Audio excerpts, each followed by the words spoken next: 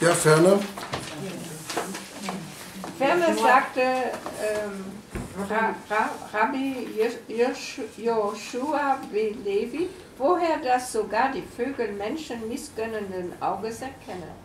Es heißt, denn umsonst wird das Netz ausgespannt vor den Augen aller Beschwingten. Okay, danke schön.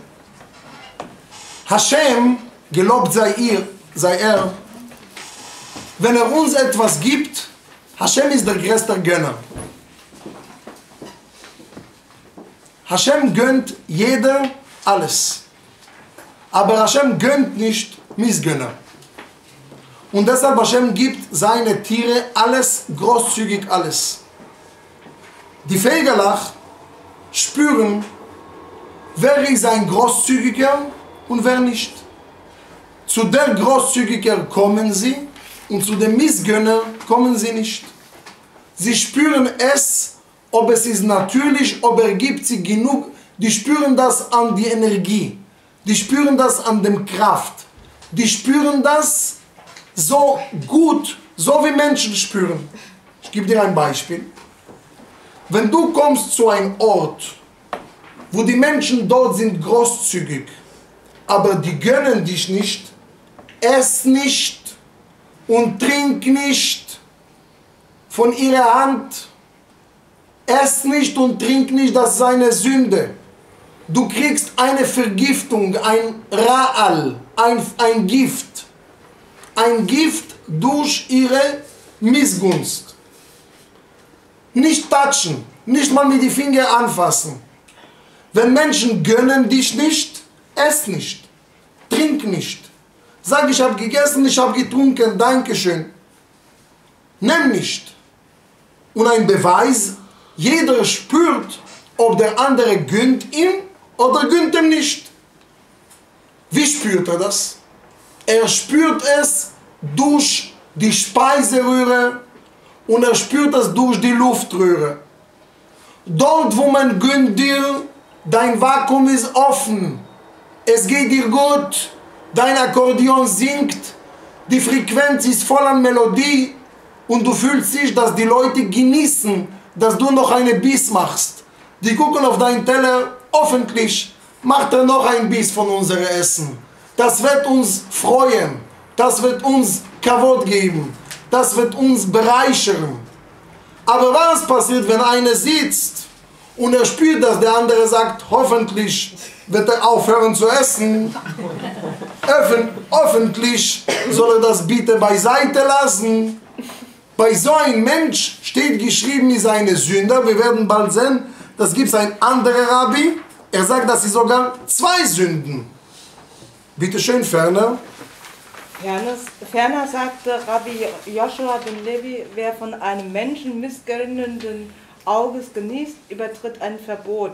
Denn es heißt, ist nicht das Brot eines Menschen missgönnenden Auges, etc. Denn wie einer, der etwas erwägt, wo es ums Leben geht, so ist er, iss und trink. Spricht er zu dir, etc. Rabbi Naaman bin Isaac sagte, er übertritt 2 Verbote, iss nicht und gelüste nicht. Jetzt versuchen wir das zu erklären. Ein Mensch als Mensch braucht 2 Sachen. Tiere, wenn sie essen, nur die Speiseröhre spielt und die essen nur das, was sie brauchen und nicht das, was sie wollen. Ein Mensch isst und tut das, was er will. Und wie weiß er, ob er will oder nicht? Wie soll ich wissen, ob ich will das oder ich will das nicht? Ganz einfach. Wille in Hebräisch heißt Plural Rotzim. Wir wollen. Und rennen heißt auch Ratzim. Wenn ein Mensch rennt, dann will er. Wenn er will, rennt er. Wenn er rennt nicht, will er nicht. Das heißt, ein Mensch soll spüren bitte seine Füße. Rennt er, will er. Er rennt nicht, will er nicht. Aber jetzt gibt es etwas sehr interessant. Wo beginnt jetzt die Arbeit? Bei dem Rennen oder bei dem Wollen? Ich gebe ein Beispiel. Einer kommt zu einer Hochzeit. Nicht gut gelaunt. Am seinen Tag waren verschiedene Sachen, verschiedene Situationen, er kann das nicht bearbeiten. Er sitzt am Tisch beim Hochzeit, hat keine Lust zu tanzen. Kommt sein Freund, sagt, nu, komm zu einem Tanz. Sagt er, lass. Was ist los? Sagt er, lange Kapitel. Jetzt gibt es zwei Möglichkeiten. Erste Möglichkeiten ist bei ihm wieder die Wille erwecken, damit soll er wieder tanzen. Erklären und hören und trösten und Beistand, das ist die erste Sache. Zweite Sache ist, sagen, hör mal zu. Du willst nicht, kein Problem. Tanz aber 5 Minuten und dann sitz. In dem Moment, wo er steht auf und er beginnt schon zu bewegen, dann will er. Wie oft passiert jedem einer von euch, heute ist Mittwoch. Ich will nicht heute gehen zum Shiur. Ach, lass. Ich bleibe heute zu Hause, ich bin müde, es ist viel zu tun. So viel zu tun am Arbeit, zu heiß. Ja, egal dem Grund, jeder soll gesund sein. Ja. Und dann kommt der Moment, der Mensch sagt, ich will nicht, aber ich gehe. Wie auch immer dem Grund. Und dann beginnt er zu bewegen.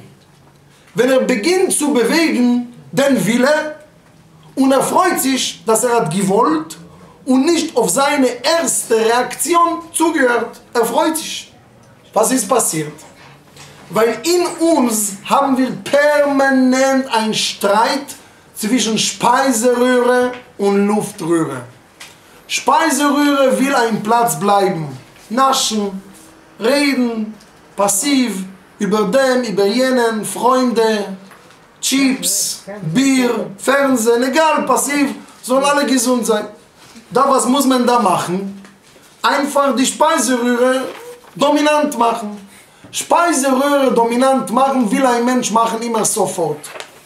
Luftröhre glücklich zu machen, schiebt der Mensch immer später, nächste Woche. Wann kommst du wandern auf dem Wald, bisschen frische Luft? Nächste Woche. Diese Woche ist zu viele Termine. Termin? Was kann man machen gegen Termin? Termin ist Termin. Und so geht das, dass der Mensch die ganze Zeit ist in ein Streit in sich. Jetzt überleg wirklich in dir. Was gönnst du dem anderen wirklich nicht? Speiseröhre oder Luftröhre? Noch einmal die Frage. Wenn du jemand nicht gönnst oder Missgönner, was gönnt man nicht dem anderen? Die Speiseröhre, weil Speiseröhre, haben wir gesagt, jemand zu gönnen, kommt von Großzügigkeit. Aber die Luftröhre, dem anderen gutes Wort zu sagen, Kompliment zu sagen, Bestätigung zu geben, das kommt durch die Luftröhre. Wie schwierig ist das, jemand was Gutes zu sagen? Viel schwieriger, als ihm 1000 Kuchen und Obst und Gemüse und alles zu geben. Und guck mal etwas sehr interessant. Wenn Männer sprechen mit jungen Frauen, welche Kompliment geben sie meistens die Frau? Siehst gut aus, was noch? Schön. Wenn er ist edel, hast du eine gute Ausstrahlung, schöne Lachen, tolle Zähne, was weiß ich. Verschiedene, ja, sehr kluge Mädels. Neue Frisur. Was? Neue Frisur. Neue Frisur. Also, man geht so auf die weltlichen Sachen, auf die Großzügigkeit. Aber wenn man später, wenn man wird ein bisschen vernünftig und man bekommt ein bisschen Sechel, ein Mensch will ein Kompliment für das, was er ist und nicht für das, was er hat. Weil das, was er hat, will dem anderen Großzügigkeit nur um einen Zweck. Aber in dem Moment, wo ein Mensch sieht, dass einer spricht ihm vom Herzen, zu sein Herz, er hat ihm angefasst in seinen Punkt, dann was spürt er? Der andere ist ein Gönner. Nicht jeder Großzügige ist auch ein Gönner. Was heißt das?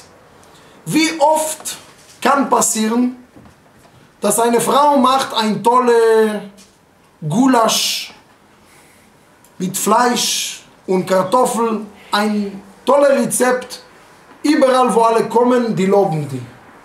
Und sie ist großzügig für jeder. Aber was passiert, wenn einer sagt, kannst du mir bitte dein Geheimrezept geben? Nein. Nein. Warum nein? Weil sie will großzügig bleiben. Sie ist nicht ein Gönner. Die Großzügigkeit ist so lang, es ist in meine Hände. Sehr gut, ich bin bereit. Wie oft Menschen haben einen guten Schneider, einen guten Friseur und sogar einen guten Rebbe. Ihr lacht. Es steht in Tanach. Von wem? Es war ein Prophet. Der war doppelt so heilig als Prophet Eliau. Wissen Sie, wer war das? Elisha. Ist Elisha berühmt oder ein bisschen so anonym? Anonym? Warum ist er anonym? Weil Elisha hatte einen Schüler, der hieß Gehazi. Gehazi war ein Modell in Tanach für Missgunst. Er hat gesagt, mein Rebbe behalte ich für mir. Wenn mein Rebbe hat zu viele Kunden, er wird sein beschäftigt. Er hat nicht Zeit für mich. Lass mein Rebbe klein. Besser soll er bleiben in seiner Höhe. Und dann habe ich mein Rebbe nur für mich. Und jeder, der ist gekommen, hat gesagt, keine Termine, keine Zeit. Und der Rebbe ist nicht so besonderes, weil er hat alles war bereit, nur um nicht zu gönnen dem anderen seine individuelle Besonderheit, die er hat. Weil ein Mensch braucht irgendeine Individualität zu zeigen in dieser Welt. Und in dem Moment, wo er teilt seine Geheimindividualität zu dem anderen, hat er einen Gedanke, vielleicht dadurch wird jemand verlieren. Kommt die Torah und sie sagt uns etwas sehr interessant in dieser Welt. Ein Großzügiger, er ist im Mittelpunkt. Aber ein Großzügiger wird irgendwann vergessen. Alle werden sagen, auf sein Grab, großzügiger Mensch, gutes Herz, ta ta ta, ba ba ba. Aber Wertschätzung und Anerkennung vom Herzen wird man für ihn nicht haben. Anerkennung und Wertschätzung und Liebe und Dankbarkeit wirst du haben zu derjenige, der hat dir gegönnt, zu derjenige, der wollte dich in deinem Erfolg sein und er hat alles gemacht, um dir geschliffen, um zu steigen zu sehen. So ein Mensch wirst du lieben. So ein Mensch, wo du siehst, dass er ist ein absoluter Gönner.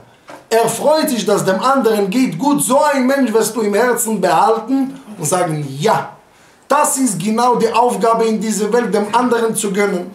Steht in Talmud geschrieben, normalerweise absoluten Gönner sind nur Eltern zu den Kindern und Lehrer zu den Schülern. Außer die zwei ist schwer, ein absoluten Gönner zu sein. Nicht mal zum Partner und nicht mal zum Kollegen, weil es ist immer eine unklare Wettbewerb. Das ist eine... Man messt dem anderen und es ist schwierig und deshalb versuchen einer dem anderen zu erzählen, wie es denen schwierig geht und niemand erzählt dem anderen wirklich, wie ist er glücklich und wie er freut sich, wo er ist irgendwo. Warum? Weil zu finden jemand, der dir gönnt und dass du ihm erzählen kannst, wie es dir gut geht, das ist schwierig zu finden. Großzügige Menschen, wenn du bist krank oder im Krankenhaus, hast du 30 Leute, die stehen in Reihe und alle sind bereit, Blut zu spenden. Jetzt bei meiner Mutter soll gesund sein, die Gott sei Dank fühlt sich viel besser. 30, 40 Leute stehen, geben Blut. Ist Blut zu geben Großzügigkeit oder Gönnen? Großzügigkeit. Aber Blut ist nicht alles, weil in dem Moment, wo der eine ist nicht dein Konkurrenz, und warum ist er nicht dein Konkurrenz? Weil er ist krank. Dann bist du bereit, großzügig zu sein. Gönner bedeutet, wenn der andere ist über mich. Wenn der andere ist ein Gelungener. Wenn der andere hat ein paar Sachen in seinem Leben, die er hat mehr als ich. Dass du bist ein Gönner und du hast genug, die Sachen, das sind keine Gönner, das ist ein normaler Mensch. Wann ist die Idee zu gönnen? Wenn ich habe nicht davon, aber der andere hat.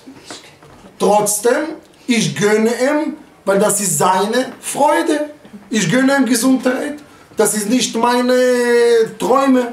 Weil jeden Mensch, haben wir gelernt, hat seine individuelle Träume, wo für ihn die Prioritäten sind, zu steigen.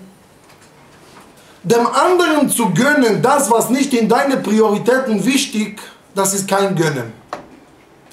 Das ist nur Menschlichkeit. Wir haben eine Freundin, der hat eine Yacht, ein privates Schiff. Und ich sage, dass ich bin ihm Gönner. Was hat das zu tun mit Gönnen? Es ist nicht mal in meine Träume, in mein Lexikon ein Yacht. Gönnen bedeutet, wenn du hörst, dass eine 18-jährige Schüler in die Klasse von deinem Sohn hat gelernt den ganzen Talmud, 2000 Blätter Gemara, und die ganze Yeshiva kommt und er kriegt Anerkennung und Kavod und du musst kommen und freuen in seine Freude, dass er hat gelernt, und du denkst in dein Kitzel in der Hals, das wäre vielleicht mein Sohn besser. Also wenn mein Sohn war jetzt derjenige, der die ganze Talmud gelernt, das wäre größere Freude. Größere Freude als Familie Jakubowitsch. Gut sein, toller Mann und gute. Mein Sohn? Und was ist hier die Sache? Dort zu freuen, das ist ein Kunst. Und der Einzige, der hat das geschafft in Torah 100%, war Aaron Kohen.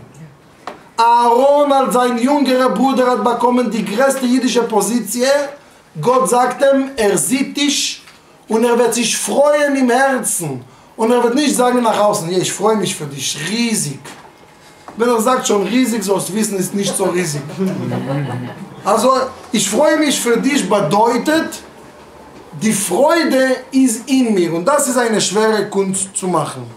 Ich werde die Sachen jetzt zusammen umarmen. Wenn ein Mensch ist geboren, kriegt er einen Schlag von dem Engel auf den Mund. Warum? Nun? Ja, geht als Haus und alles. Weil mit Mund die ganze Arbeit in dieser Welt, willst du ein Protokoll von einem Mensch wissen, was ist er, guckt er, was er lobt. Wenn ein Mensch lobt äußerliche Sachen, ist er äußerlich. Wenn ein Mensch lobt innerliche Sachen, ist er innerlich. Aber natürlich, um in die Gesellschaft sich zu integrieren, du kannst nicht Leute unter dir nennen Proster. Wenn einer interessiert sich für Fußball und in deinen Augen Fußball ist unwichtig, sollst verstehen, für ihn ist das wichtig. Und sollst lernen, in seinen Zustand zu kommen. Es ist unglaublich, einmal kam zum Lubavitcher Rebbe ein berühmter Baseball-Spieler. Und er hat gedacht, er kommt zum Lubavitcher Rebbe, der Rebbe wird mit ihm reden über Tfilin legen, über Religion. Sagt er dem Rebbe, weißt du, diese Sportart von euch gefällt mir sehr. Lubavitcher Rebbe? Mit Baseball, was gefällt ihm? Sagt der Rebbe, dass ihr seid immer mit Kappe. Der Rebbe sagt, das ist die einzige Sport, ihr seid immer mit Kappe, das ist super, es gefällt mir. Und interessant, wenn religiöse Leute wollen nicht mit Kippa gehen draußen, was ziehen sie an? Baseballkappe. Also Baseballkappe siehst du aus draußen, niemand weiß, du bist ein Sportler oder als Religion. Er war begeistert, er hat nicht verstanden, dass der Rebbe auch in seinem Leben gefunden die Kappe als, und immer als er kam zum Rebbe, er kam immer mit dieser Kappe und es war sehr glücklich. Die Idee ist, nicht die Leute über dich denken, die sind radikal und chniok und zu fromm, die sind zu fromm für mich und die sind zu Prost für mich. Jeder hat seine absolute Farbe in dieser Welt, zu leben wie er will und das zu tolerieren, dem Leben Art von jemand anders, das bedeutet in ein Wort, gönnen. Gönnen bedeutet, dass seine Prioritäten sind total anders als mir und stört mich nicht. Nicht nur, dass es stört mich nicht, dass es freut mich, dass der andere davon glücklich. Als mein Kind hat mir gefragt vor ein paar Tagen, aber für wen bist du in die Weltmeisterin Mondial? Habe ich gesagt, ich bin für Deutschland. Sagt er, wieso? Sagt er, für wen soll ich sein? Zum Mexiko? Zum Ghana? Ich wohne in Deutschland und wenn hier, sie werden sein Weltmeister, die Leute haben gute Stimmung, die Leute werden in der Straße sein freundlich und werden viele Leute kommen zu meiner Shiur. Also die Menschen werden sein in guter Stimmung, ich gewinne. Und außerdem, gönnen bedeutet diejenige, die nah zu dir. Dass du gönnst jetzt, dass die Brasilianer soll werden Weltmeister, was hat das zu tun mit dir? Du sollst gönnen diejenige, die nah zu dir. Das ist am schwierigsten zu gönnen. Und da muss sich ein Mensch zu trainieren, zu gönnen. Zu seinem Partner, zu seinen Geschwistern, zu seiner Schwägerin, zu seinem Schwager. Und denken, ihre Prioritäten am Leben sollen sie gesund sein. So wollen sie leben. So wollen sie, das ist ihr Interesse zu leben. Was geht dich an? Du bist jetzt Gottes Spiel. Was ist Großzügigkeit und was ist Geizigkeit und was ist wichtig ausgeben am Leben und was nicht, was weißt du? Das ist ihr Wunsch, das ist ihr Leben, die sind weder Prost noch zu fromm. Das ist ihre Farbe. Und selten gibt es Leute, wo ihre Prioritäten oder Lebenseinstellungen sind total identisch oder nah zueinander. Aber die Torah wollte immer, dass wenn Menschen lernen, sondern sie lernen zusammen. Weil zusammen gibt es verschiedene Meinungen. Und man kann nicht immer auf alles immer einverstanden sein. Auch wenn von Höflichkeit sagt ihr mir nicht immer anders, dass ihr seid nicht einverstanden. Ich spüre in die Energie, den Ping-Pong, manchmal, dass es gibt Gedanken, wo andere denken total anders. Okay, ich verstehe es. Und das ist die Arbeit an uns, zu gönnen und dran zu arbeiten. Ich danke euch für das Zuhören.